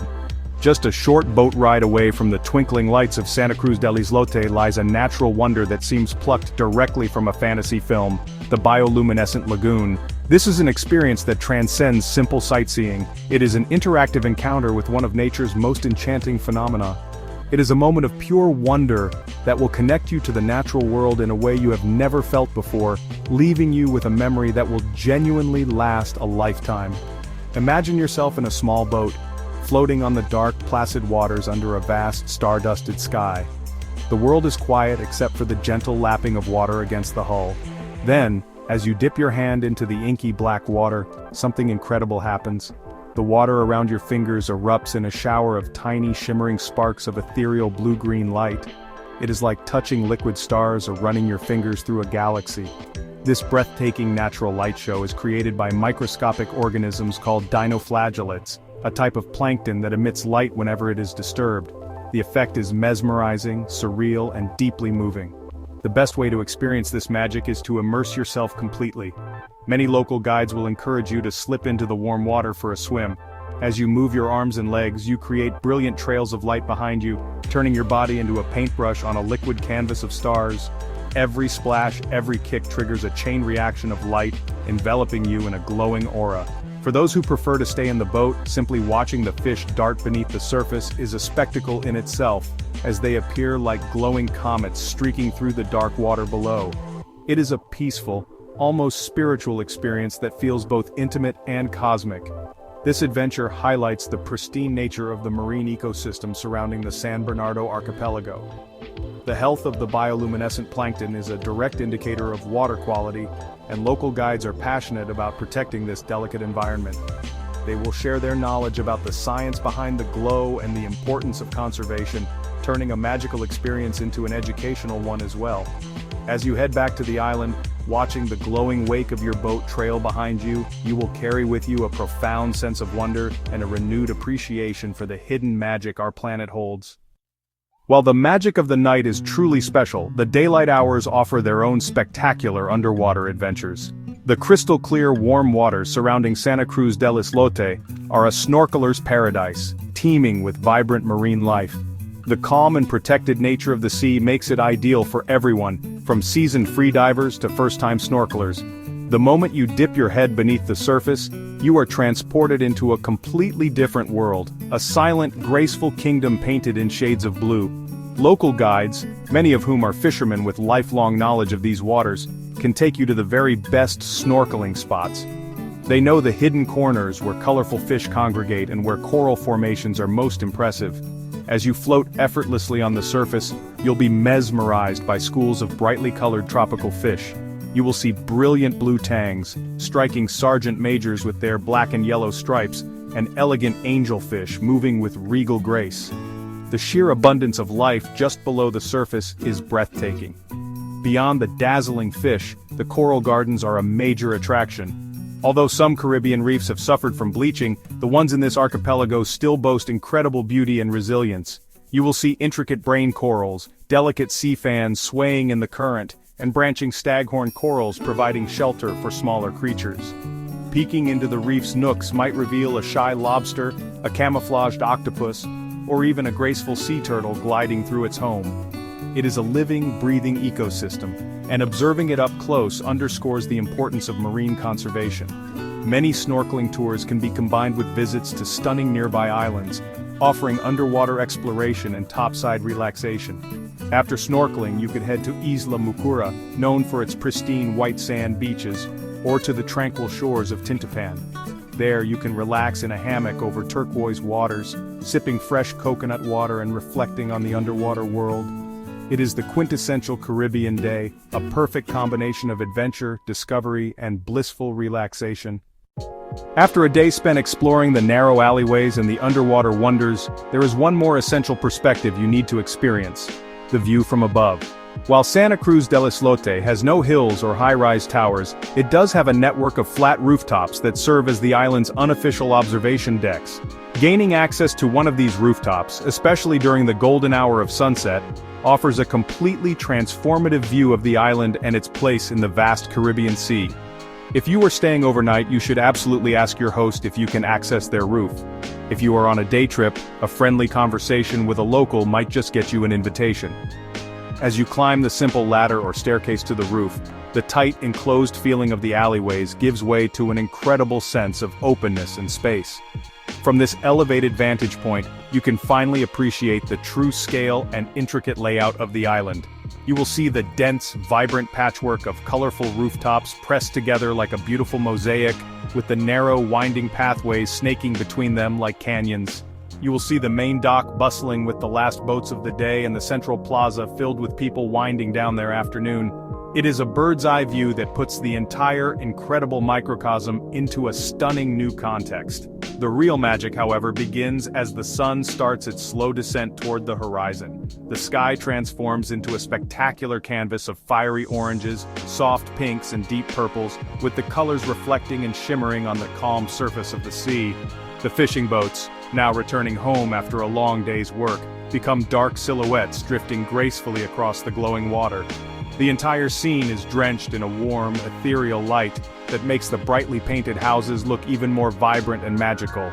It is a moment of profound peace and beauty, a perfect time for quiet reflection on the day's adventures. As dusk settles and the last light fades from the sky, the soundscape of the island begins to change once again. The daytime chatter is replaced by the gentle murmur of evening conversations, the sounds of music drifting up from open doorways, and the soft, rhythmic lapping of the waves against the island's foundations. Sitting on a rooftop under the emerging stars, feeling the gentle sea breeze, and listening to the sounds of the community below is an experience of pure, unadulterated magic. It is the perfect, peaceful conclusion to a day spent exploring one of the most unique and vibrant places on Earth. While the sights and activities on Santa Cruz del Islote are undeniably captivating, the most profound and lasting experience you can have here does not involve a specific location or a planned excursion. The true magic of this island lies in its people, and taking the time to genuinely connect with the local community will transform your trip from a simple vacation into a deeply meaningful human experience. This is less of a to-do list item, and more of an approach, a mindset of openness, curiosity, and respect that will allow you to see beyond the surface and connect with the heart and soul of this remarkable place. The best way to begin is simply by being present and observant. Slow down your pace. Instead of rushing from one spot to another, find a bench in the plaza and just watch the world go by. Make eye contact with people you pass in the alleys and offer a friendly buenos dias or a warm smile. These small gestures can open doors to incredible interactions. You will find that the residents are often just as curious about you as you are about them. They are proud of their home and are usually happy to share their stories with visitors who show a genuine interest in their lives and their culture. To take it a step further, actively seek out opportunities for authentic interaction. Instead of just buying a souvenir, ask the artisan about the story behind the craft. When you buy a plate of fried fish from a home-based eatery, compliment the cook and ask about her family's recipe. Consider hiring a local to be your guide for the day. Not only will you be supporting the community directly, but you will also gain unparalleled insights into daily life that you could never get from a guidebook. Ask them about their childhood, their family's history on the island, and their hopes for the future. You will be amazed by the incredible stories you hear. One of the most rewarding experiences is to participate even in a small way in the island's daily life. If you see a group of men mending their fishing nets, ask if you can watch or learn a simple knot. If there is a game of dominoes happening, stand and watch for a while. You might even be invited to play around. These moments of shared activity, no matter how small, break down the barriers between tourist and local and create a genuine sense of connection. You will leave not just with photos but with memories of the people you met, the stories you shared, and the laughter that echoed through the colorful alleyways. As you wander through the labyrinthine pathways of Santa Cruz del Islote, you will begin to notice a fascinating and vital aspect of the island's culture, its thriving network of microeconomies. In a place with no formal supermarket, no shopping mall, and no large commercial establishments, the residents have created their own intricate system of commerce out of sheer necessity and remarkable ingenuity. These small family-run ventures are not just businesses. They are a direct expression of the island's resourceful and entrepreneurial spirit, and exploring them offers a unique window into how this self-sufficient community operates and thrives on a daily basis. Keep your eyes open for the subtle signs of commerce that are seamlessly integrated into the residential landscape. You might see a simple wooden plank set up in a window, neatly displaying a small selection of items for sale: cold sodas, bags of chips, sweet biscuits, and perhaps some essential household items like soap or matches. This is the island's version of a convenience store. Elsewhere, you might find a woman selling freshly baked bread or sweet cocadas directly from her kitchen door, the delicious aroma serving as her only advertisement. These tiny enterprises provide essential goods and services to the community while allowing families to earn a small but important income. The island's economy is fundamentally based on specialized skills and services. You will encounter individuals who have become the go-to experts in their particular field. There is the man who is known for being the best at repairing boat engines, his small workshop a cluttered but essential hub of activity. There is the woman who is a skilled seamstress, mending clothes for her neighbors. And of course, there are the numerous tour guides, boat captains, and hosts who have leveraged the growing interest in their unique home to build a livelihood in the tourism sector. This informal network ensures that skills are valued and that money circulates directly within the community. As a visitor, one of the most impactful things you can do is to actively support these micro-businesses. Instead of bringing all your snacks and drinks from the mainland, buy them from a local window shop. Purchase a handcrafted bracelet or a small painted carving directly from the artisan who made it. Hire a local guide from the community cooperative. Every peso you spend directly with a local family makes a tangible difference, empowering residents and contributing to the island's economic sustainability. It is a form of responsible tourism that respects and reinforces the community's incredible self-reliance and creativity. While the natural snorkeling spots offer an untamed view of marine life, another fascinating experience, particularly for families or those less comfortable in the open water, is a visit to the nearby open water aquarium. Located on the neighboring Isla Palma, just a short and scenic boat ride from Santa Cruz del Islote, this unique facility offers a more controlled but equally captivating look at the incredible biodiversity of the Caribbean Sea. Often included as a stop on organized day tours, the aquarium provides an opportunity to get up close and personal with some of the region's most iconic marine creatures in a safe and educational environment. The aquarium is not a traditional glass and concrete building, but is instead comprised of several large sea pens, which are enclosures built directly in the ocean. This allows the animals to live in their natural saltwater habitat, while remaining accessible for visitors to observe. As you walk along the wooden boardwalks that connect the various enclosures, you will have the chance to see a wide range of marine life. The main attractions often include rescued sea turtles, which are being rehabilitated before a potential release, as well as several species of sharks, including nurse sharks, which you can sometimes observe during feeding times. One of the most popular and interactive exhibits features a resident dolphin. The handlers put on an educational presentation, demonstrating the intelligence and agility of these incredible marine mammals. While the ethics of keeping dolphins in captivity are a complex and important topic of discussion, the facility often presents its role as one of rescue and education, providing a home for animals that may not be able to survive in the wild. The experience provides a chance to learn about dolphin behavior and the threats they face in their natural environment, such as pollution and entanglement in fishing gear, raising awareness among visitors. The visit to the aquarium serves a dual purpose. On one hand, it is an entertaining and educational attraction that allows for incredible close-up views of amazing sea creatures.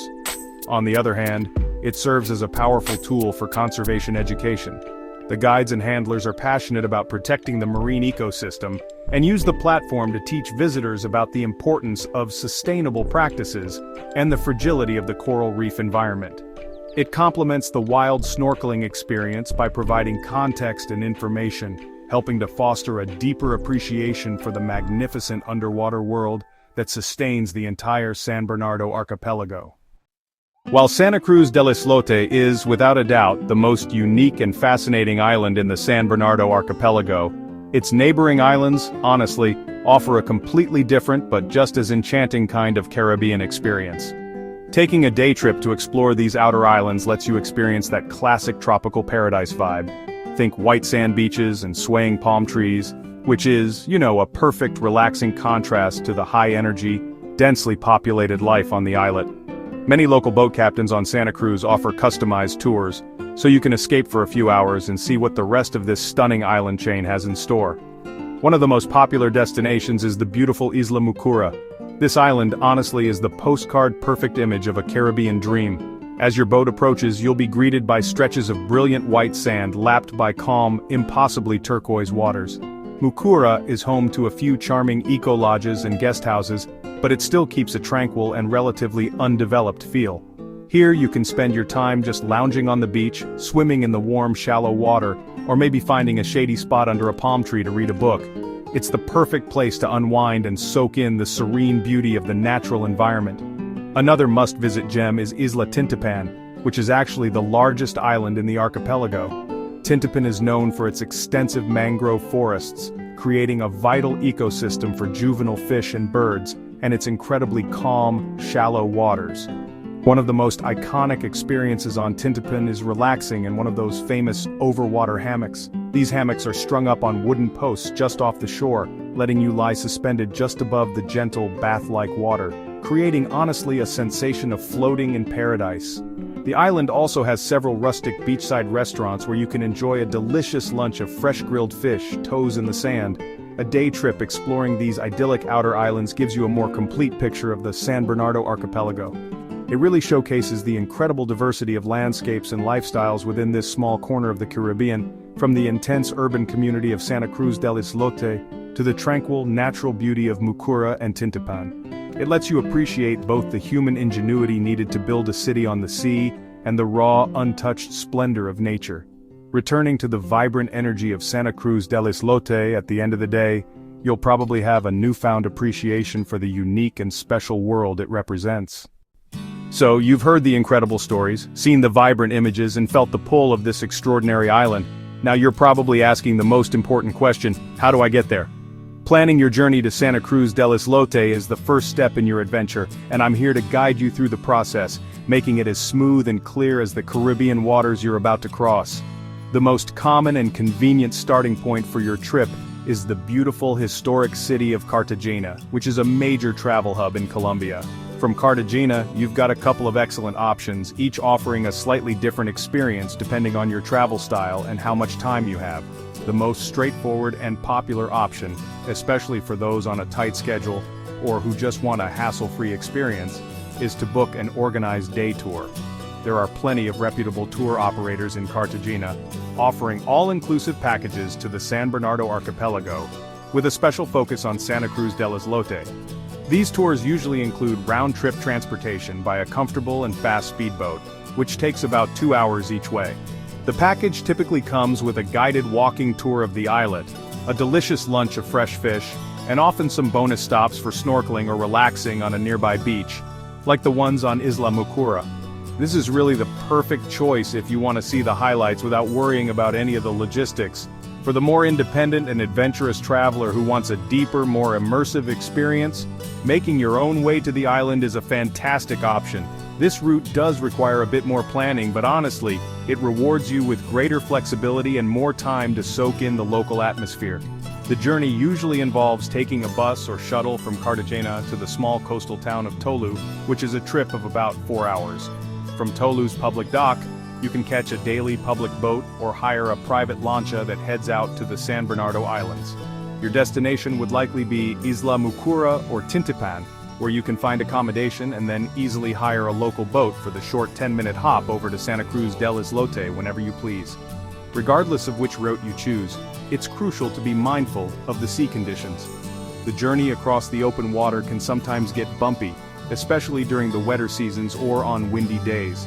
If you're prone to motion sickness, it's a good idea to take medication beforehand. The boats are generally safe, and the captains are highly experienced, but it's always wise to make sure the operator provides life jackets. The journey itself is honestly a stunning part of the experience. A scenic voyage that transitions you from the mainland world to the unique reality of island life, building anticipation with every wave you cross. Once you've figured out how to get to this remote corner of the Caribbean, the next big question is where you'll stay. Your choice of accommodation will shape your experience quite a bit, so it's important to consider what kind of adventure you're looking for. The options range from rustic and deeply immersive to comfortable and relaxing, all within a stone's throw of the world's most crowded island. Whether you want to fall asleep to the sounds of the community or the gentle lapping of waves on a quiet beach, there's a perfect spot for you in the San Bernardo archipelago, each offering its own unique charm and perspective on this incredible region. For the ultimate unfiltered cultural immersion, there's really no better option than staying directly on Santa Cruz del Islote itself. The island has just a small number of simple, family-run guest houses or hostels. Don't expect luxury here. The accommodations are basic, often with shared bathrooms and limited amenities like electricity only running for a few hours in the evening. But what you trade in creature comforts, you gain tenfold in authentic experience. Staying overnight lets you witness the island's incredible transformation from a bustling day trip destination to an intimate community hub after the sun goes down. You'll hear the evening music, share stories with locals, and wake up to the sounds of the fishermen preparing their boats. A truly priceless experience. If you prefer a bit more comfort and tranquility while still being close to the action, staying on one of the neighboring islands is an excellent compromise. Isla Mucura and Isla Tintapan, both just a short boat ride away, offer a wider range of accommodations to suit different budgets and preferences. Here you can find charming eco-lodges, boutique hotels, and comfortable beachfront hostels. These places often provide more amenities like full-time electricity, private bathrooms, and on-site restaurants. This option lets you have a relaxing beach vacation base, from which you can easily take day trips to explore the vibrant life of Santa Cruz del Islote, giving you the best of both worlds. Booking your accommodation in advance is highly recommended, especially if you're planning to travel during the peak season from December to March. The number of rooms is limited and they can fill up quickly. Websites like Booking.com and Hostelworld list several of the options on Mucura and Tintapan. For staying on Santa Cruz del Islote itself, you might need to do a bit more research, sometimes contacting the guest houses directly through social media or WhatsApp. Whichever you choose, securing your spot ahead of time will make sure you have a comfortable place to rest after your incredible island adventures. Section 3. Packing for Paradise, Essentials for your trip. Packing for a trip to Santa Cruz del Islote and the San Bernardo Islands is all about being smart, practical, and prepared for a tropical environment. You will want to pack light, as space on the boats and in the accommodations can be limited, but there are a few absolute essentials you will not want to forget. Getting your packing right will ensure you are comfortable, protected, and ready to enjoy everything this unique destination has to offer without any unnecessary hassle. Think simplicity, sun protection, and a respect for the local environment, and you will have everything you need for an unforgettable journey to this remarkable part of the world. First and foremost, cash is absolutely king. There are no ATMs on Santa Cruz del Islote or any of the surrounding islands. You will need to bring enough Colombian pesos to cover all of your expenses, including your accommodation, meals, boat rides, tours, souvenirs, and any tips you wish to leave. It is always better to bring a little more than you think you will need, just in case. Sun protection is another non-negotiable category. The Caribbean sun is incredibly strong and shade can be scarce. Be sure to pack high SPF sunscreen, a wide-brimmed hat, sunglasses, and perhaps a long-sleeved, lightweight shirt or rash guard for extra protection during boat rides or snorkeling. Comfortable footwear is essential for navigating the island's uneven, narrow pathways. A sturdy pair of sandals or water shoes is ideal, as they can handle both walking and getting wet. While flip-flops are okay, something with a bit more support will be better for your feet. Given the focus on marine activities, be sure to pack your swimwear. You might also want to bring your own snorkel mask if you have one you like, though most tours will provide gear. To help reduce plastic waste on the islands, carrying a reusable water bottle is a fantastic idea. You can refill it with purified water at your accommodation, saving money and the environment. Finally, a few extra items can make your trip much more comfortable. A light rain jacket or poncho is a must if you are traveling during the rainy season, which is typically April to November, as tropical showers can appear unexpectedly. A small first aid kit with basics like antiseptic wipes, bandages, and pain relievers is always a wise addition to your bag. And do not forget a portable power bank to keep your phone and camera charged, especially if you are staying on the islet where electricity is limited. Packing thoughtfully will free you up to fully immerse yourself in the magic of the island. Section 4. Being a good guest. Respectful travel on the island. Visiting a place as unique and intimate as Santa Cruz del Islote comes with a special responsibility. You are not just a tourist visiting a destination, you are a guest being welcomed into a community's home.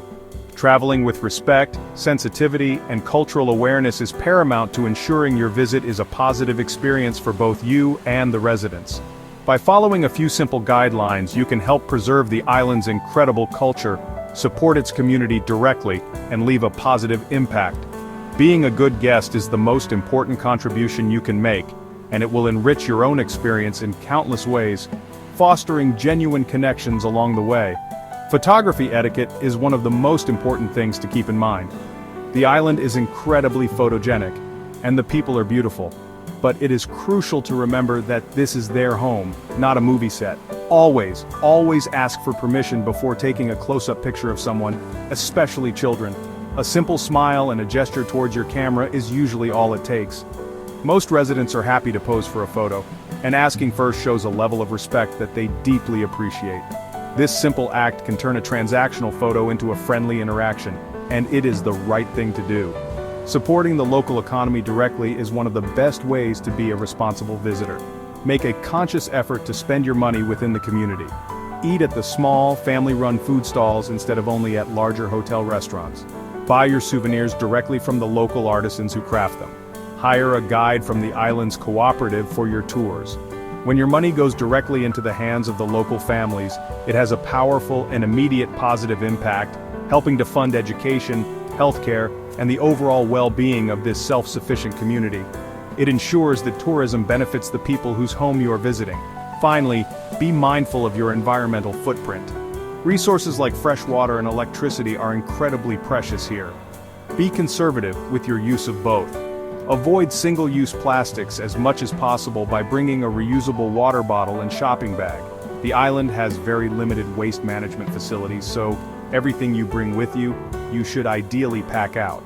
By being a conscious, respectful, and supportive guest, you do more than just visit Santa Cruz del Islote. You become a part of its story in a positive way, honoring the incredible spirit of a community that has opened its doors to you. Section 5. Making the most of your time. A suggested itinerary. Whether you have just one day or a few to explore Santa Cruz del Islote and its surroundings, planning a loose itinerary can help you make the most of your time in this captivating part of the world. While the true magic of the island lies in spontaneous moments, having a general plan will ensure you do not miss out on the key experiences.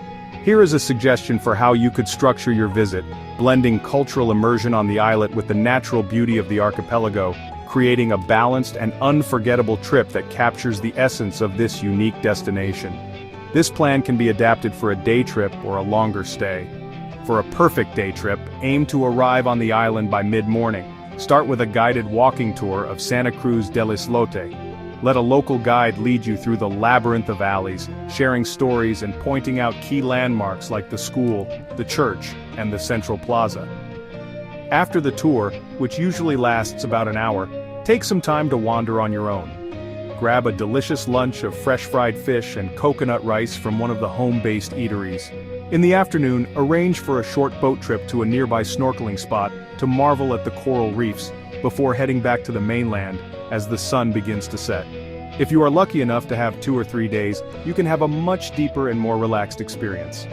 On your first day, settle into your accommodation, whether on the islet or a neighboring island, and spend the afternoon on a walking tour of Santa Cruz del Islote. For the evening, you absolutely must book a tour to the bioluminescent lagoon for that truly magical nighttime swim.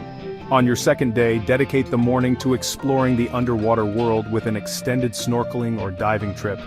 In the afternoon, visit the outer islands like Isla Mucura or Tintipan to relax on the white sand beaches and enjoy the tranquil paradise vibe.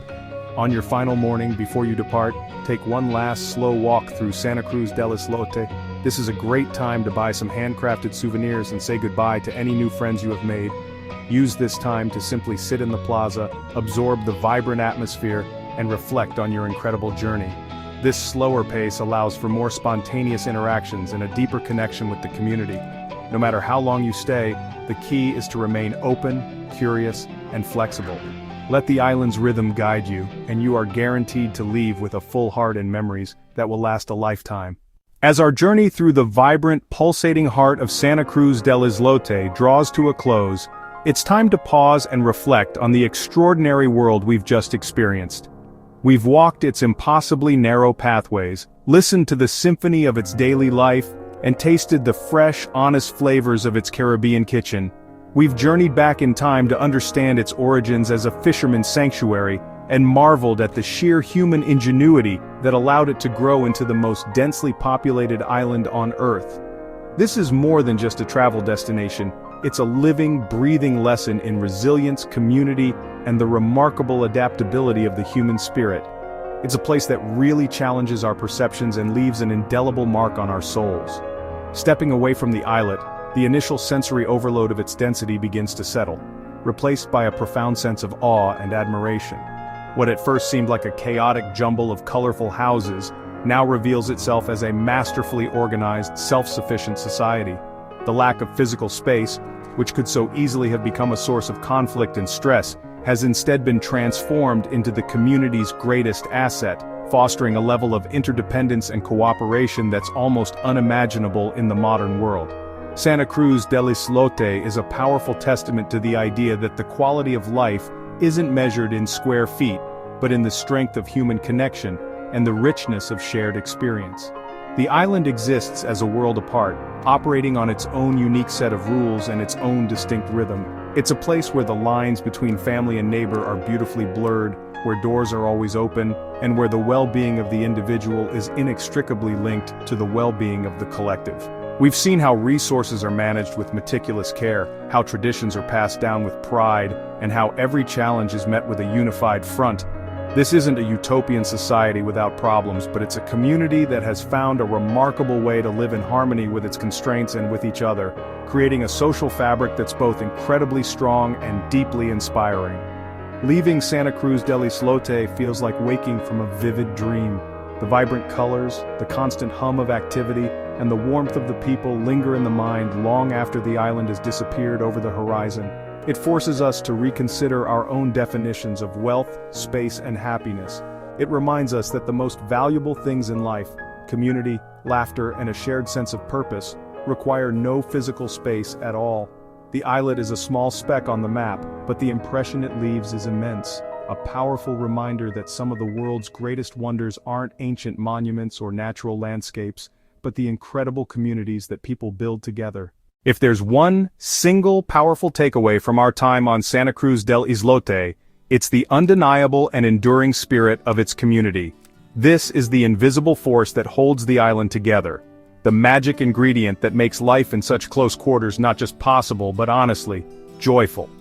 We witness this spirit in the easy smiles exchanged between neighbors, in the shared meals on doorsteps, and in the collective effort required to manage the island's precious resources. It's a spirit born of necessity but nurtured through generations into a profound cultural value, a deep-seated understanding that we is always more powerful than I. This communal ethos is the true treasure of the islet, more valuable than any physical possession. This sense of community isn't a passive concept, it's an active daily practice.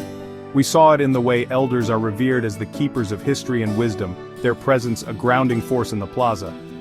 We saw it in the freedom and safety with which children roam the alleyways, raised and protected by a village of watchful eyes.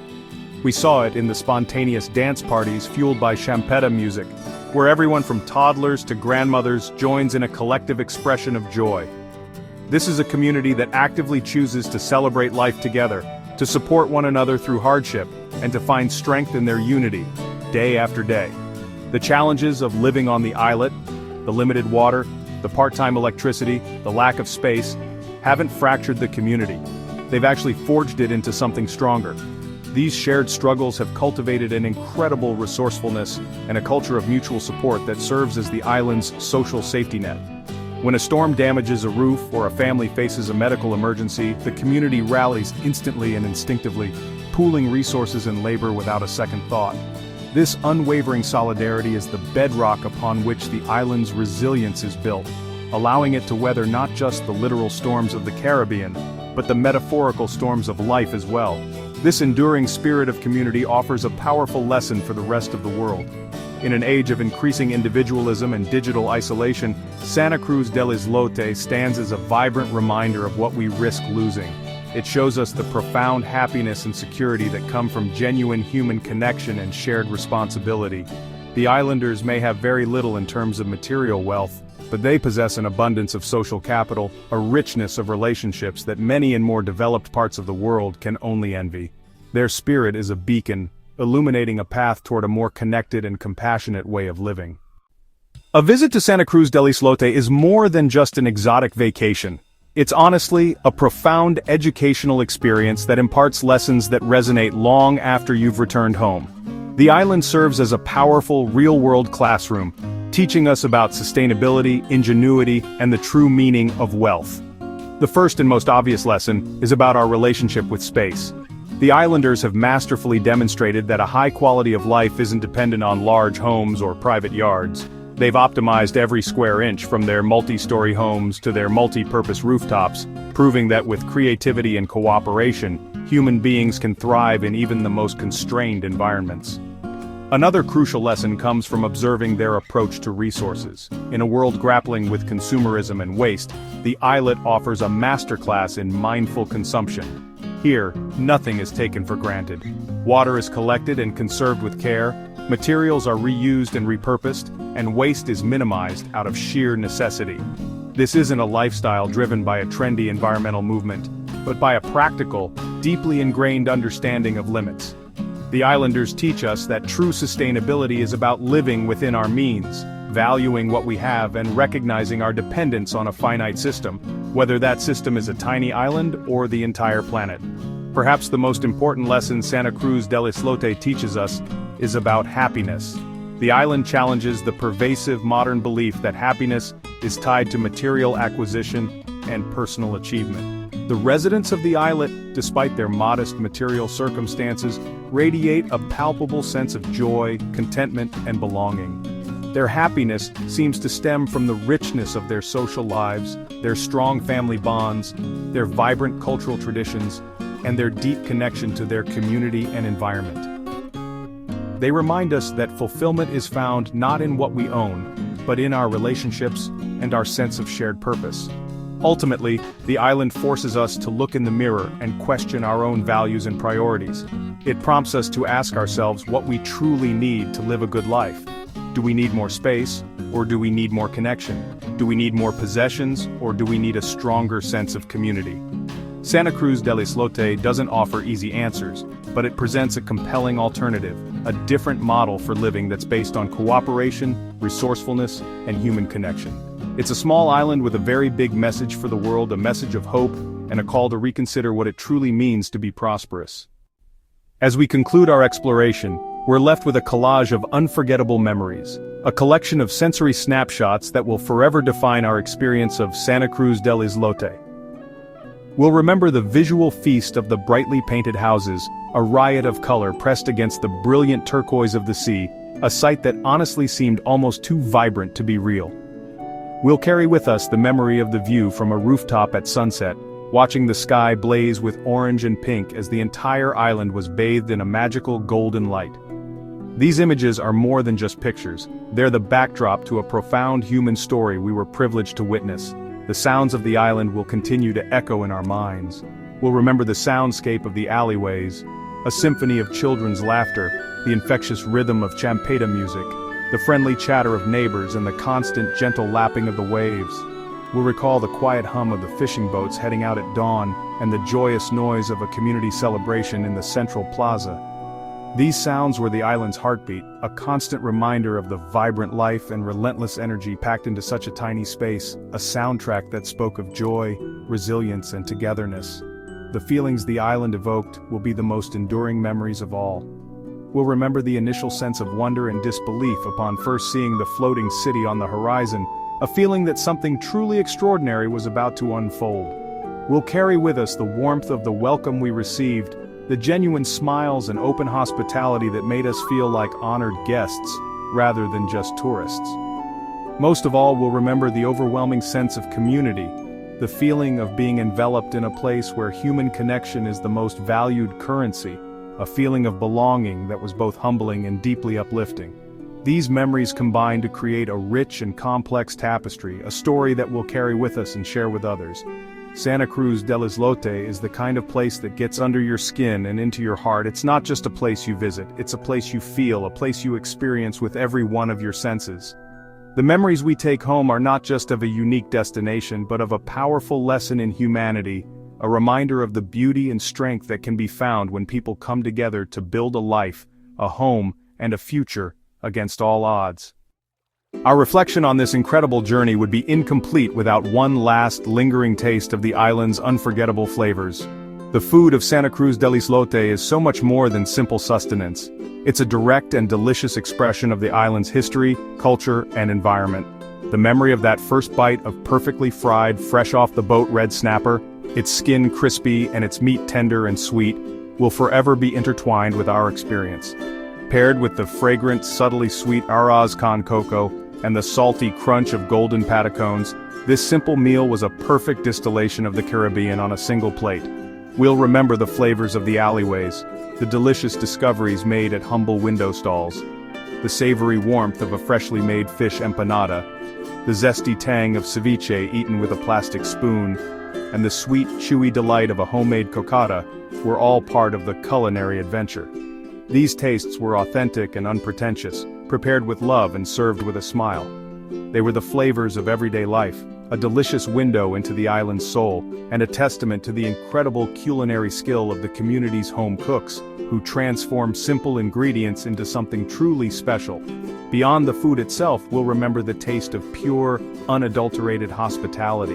The memory of being invited into a family's home to share their meal is one of the most precious souvenirs we can carry. The flavor of the food in those moments was enhanced 1,000 times over by the warmth of the company and the generosity of the gesture. It was a powerful reminder that breaking bread together is one of the most ancient and effective ways to break down barriers, foster understanding, and build genuine human connections. On Santa Cruz del Islote, every meal shared felt like a sincere and heartfelt welcome. So as we say goodbye, we carry these flavors with us: the taste of the salty sea air, the sweetness of fresh mango juice, the richness of a seafood stew, and the comforting warmth of a shared meal. These are the flavors of a community that is deeply connected to its environment and to each other. They're a reminder that the best meals are often the simplest, made with the freshest ingredients, and most importantly, shared with an open and generous heart. The culinary journey on Santa Cruz del Islote nourished not just our bodies, but our souls as well. And so, we come to the end of our virtual journey, but hopefully, it's just the beginning of your own adventure to Santa Cruz del Islote. Through our exploration of its history, its community, its food, and its daily rhythms, I hope I've painted a picture vivid enough to ignite your curiosity and inspire you to experience this magical place for yourself. There's a point where videos and stories can no longer do justice to a place, a point where you simply have to go and see it, feel it, and breathe it in with your own senses. This is your personal invitation to step into a world that will challenge, delight, and change you. If you're a traveler who seeks more than just beautiful beaches and tourist attractions, if you crave authentic cultural experiences and genuine human connection, then Santa Cruz del Islote is waiting for you. Come here not just to see the world's most crowded island, but to understand it. Come to listen to the stories of the elders, to play a game of soccer with the children, and to dance to the rhythms of champeta in the plaza. Come to learn from a community that has mastered the art of living together, a community that has so much to teach the rest of the world about resilience, ingenuity, and happiness. When you decide to make this journey, remember to travel with an open heart and a respectful spirit. Be a guest, not just a tourist. Support the local economy. Be mindful of the fragile environment, and take the time to engage with the people whose home you are privileged to visit. Your visit can have a real positive impact, contributing to the well-being of this incredible community while enriching your own life in ways you cannot yet imagine. Trust me when I say that this is a trip that will stay with you forever, a journey that will recalibrate your perspective and fill your heart with a profound sense of wonder. The magic of Santa Cruz del Islote is real, and it is accessible. It's a place that proves the greatest adventures are often found in the smallest, most unexpected corners of our planet. So, start planning, book that boat, and prepare yourself for an experience that will exceed all your expectations. Come and see for yourself why this tiny, vibrant speck in the Caribbean Sea is proof that the biggest hearts and the strongest spirits can indeed live and thrive in the smallest of spaces. The island is ready to welcome you. And that, my fellow adventurers, brings us to the conclusion of our deep dive into the incredible world of Santa Cruz del Islote. From its densely packed, colorful streets and the overwhelming warmth of its people, to its unforgettable cultural traditions and its mouth-watering local food, this island is a powerful and living testament to the fact that true wealth is found in community. It's proof that the most resilient and joyful spirits can blossom in the most unlikely of places. I truly believe that if you ever get the chance, you must come here, not just to observe it from a distance, but to truly experience its unique and inspiring way of life. It's a trip you will never, ever forget. Thank you so much for joining me on this extraordinary adventure. I hope you felt like you were right here with me, navigating the alleys and soaking in the vibrant atmosphere. If you enjoyed this journey, please help us continue to bring more hidden gems and incredible destinations like this one to your screen. Take a moment to like this video, as it really helps our channel grow. And I would love to hear from you, so please leave a comment below telling me which part of the island story fascinated you the most. Would it be the history, the food, the music, or the incredible sense of community? To make sure you do not miss out on our future travels, please hit that subscribe button and turn on the notification bell. We have so many more amazing places to explore together, from bustling cities to remote wildernesses, and I would not want you to miss a single step of the journey. Sharing this video with your friends, family, and fellow travel lovers is also one of the best ways you can support our work. The more people who discover these incredible stories, the better. Your support, in all its forms, truly means the world to us, and is the fuel that keeps this channel going. Once again, thank you for choosing to travel with Damal Consult. Until our next adventure, keep exploring, stay curious, and remember that the world is full of wonders waiting to be discovered. We'll see you in the next video. Safe travels.